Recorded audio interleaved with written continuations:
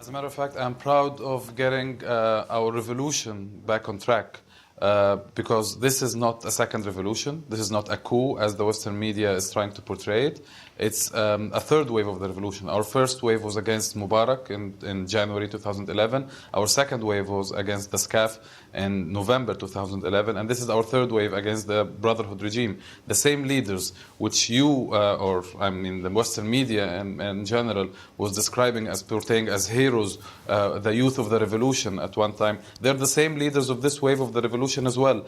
And what has changed is that we even got a wider base who were in the popular uprising on June 30th, having 33 million people in the street, according to the CNN. After all that, you're still not calling it a revolution. Okay, that's a problem that we have, and there is a contradiction with you or the Western media admitting the first wave of the revolution as a revolution, although it was giving power to military power, the SCAF, which is a military power. All right, Shady, I mean, we may not agree on the terms, and there are different versions of what's actually happening, but essentially you didn't do him the favour of serving out his term. He'd only been in power for a year. What you did wasn't really fair, was it?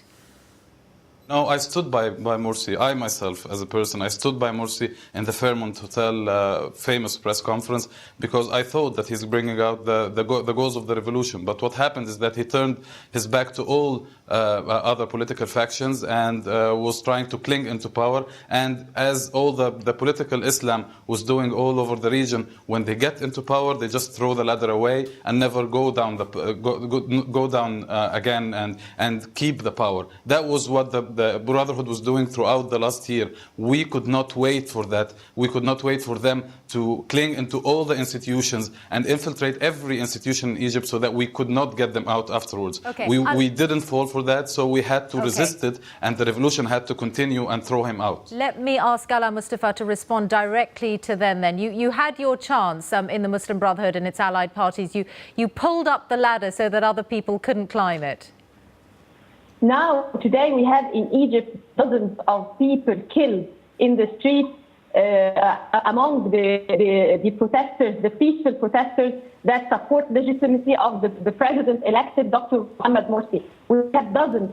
Among them, there are 8 ladies, and we have 5 children. 2 of them were having less than 1 year. They have months, infants who were killed by the army and by policemen. Isn't it a great proof of having this violence from the army and from policemen to the peaceful demonstrators who are today in streets all over the country, in every part, to support legitimacy and to protect their voices and their votes that they were doing for the last elections, with all the democratic paths and the dreams of having a free democratic country. Isn't it a military coup to have those killed in the streets, to have this massacre in the streets of Egypt while praying? People were killed while praying, Mrs. who's starting. So okay. This is a massacre. This is a big problem that we have today in the streets. We condemn violence from the first day we are born. Okay. And we are not going to take it. Alaa, bear with us. Shady, stay with us as well. I'm going to turn now to Frank Gardner. Frank, you've reported on the future of the Brotherhood today. I mean, essentially the dilemma is they won power, they were kicked out of power. So what did they as a movement do next? Well, their roots go very deep in Egypt. They were not successful in power, but this is an organisation that goes back 85 years. They've spent most of that time underground. They're used to having to operate underground. What's happened is that all their main people have either been arrested, their senior leaders have either been arrested or they've gone into hiding. And ultimately, they are going to have to be brought back into the political tent.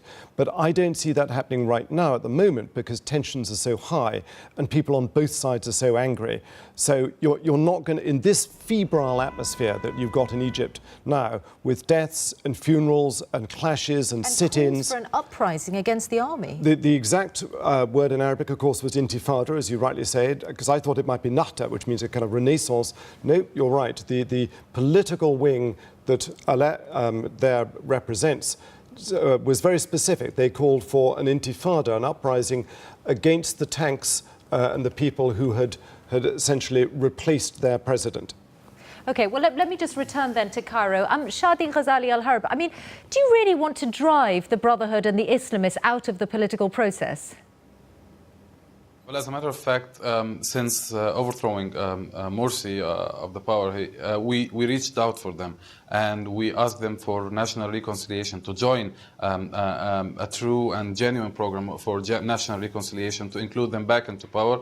But of course, the legal pathway against those who committed crimes, they have to be punished by law, and the state of law has to prevail. But otherwise, the white base of the Brotherhood, we welcome them back in a national reconciliation program. But the thing is that the only condition for that was for them not to revert to violence. And this lady that you have from the Brotherhood, she's talking about violence that happened last night, and she's totally ignoring 84 deaths that occurred within the last week. Just after Badi''s speech 3 days ago in Rab'a al-Adawiyya, Badi' is the murshid of the Brotherhood. 34 were killed overnight because that was a signal by him. There was an attack on Tahrir Square, in our sit-in in Tahrir Square. 16 of our group died by machine guns from the Brotherhood, and that was a peaceful sit-in. So they're totally ignoring all the others, and in Manial neighborhood, they attacked it, just civilians, pure civilians, they have nothing to do. They attacked this neighborhood, and 12 died there. Okay. So the terrorism started from the Brotherhood, and then we cannot reach out for terrorism. I don't want this to turn into a competition about who lost more people. No, of course not. We're against blood loss. We're against bloodshed everywhere.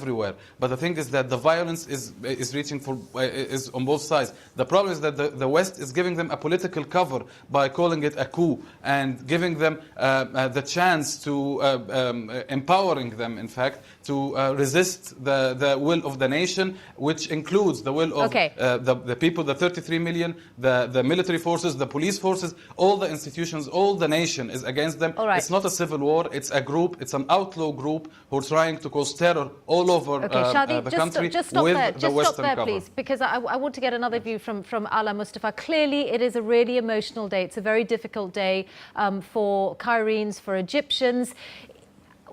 Parts of your party are calling for an uprising against the Egyptian army. Is that really the thing to do right now, rather than to try and calm this situation down?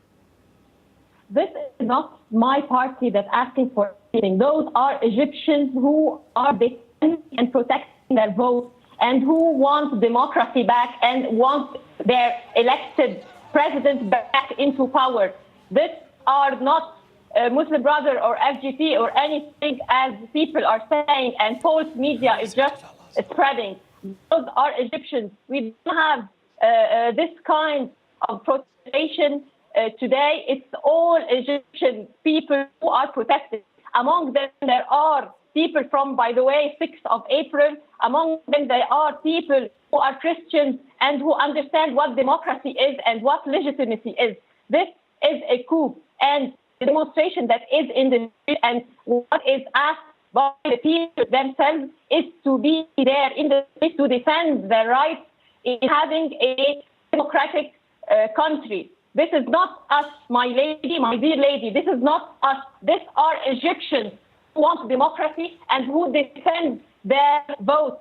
And can you please tell me, how can I kill myself when I am praying? How can I kill myself, shoot with bombs and with bullets written on them, Egyptian army? Can you please tell me, how can this happen? Myself, I saw men jumping on gardens surrounding the Nahda places, and attacking civilians who are demonstrating in a very peaceful way. Alaa, I'm going to stop you. Thank you very much. The line's also slightly distorting on you now, but thank you very much for taking part in the discussion. And Shady, Ghazaly, Harb, thank you to you as well. Frank Gardner's still with me. Frank, you know, you get a sense from that discussion about just how emotional today is for Egyptians. You know, how, you know, the searing pain over what happened in Cairo today. If the experiment with Islamists and democracy in Egypt fails, what does that mean for the region?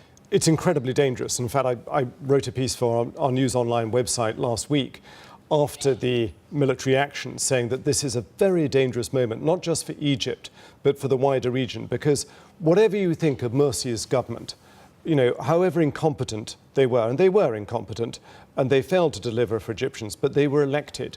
And if you choke off the peaceful political route for political Islamism, what channels do you leave people? It's a gift to jihadists who say, don't bother with the ballot, go for the bullet. So it's a dangerous moment right across the region because it's grist to the mill to people who say, the West only likes democracy if it votes in the people that it wants. Look at what happened in Gaza. Hamas got voted in and they're ostracized. You know, or indeed in Algeria. Algeria in '91, exactly. I mean, I've lived twice in Egypt. It's a wonderful country, and I'd like to think that when passions calm down, Egyptians will actually find a sensible way through this. It's very difficult at the moment because tensions are so high and nobody's in the mood to compromise. You know, those 33 million, if that figure is accurate, that Shady was talking about, do not want to see Morsi back. But probably millions of others feel that they've been betrayed. So you've got a very divided, polarised society there. And the army's job now is to keep them apart.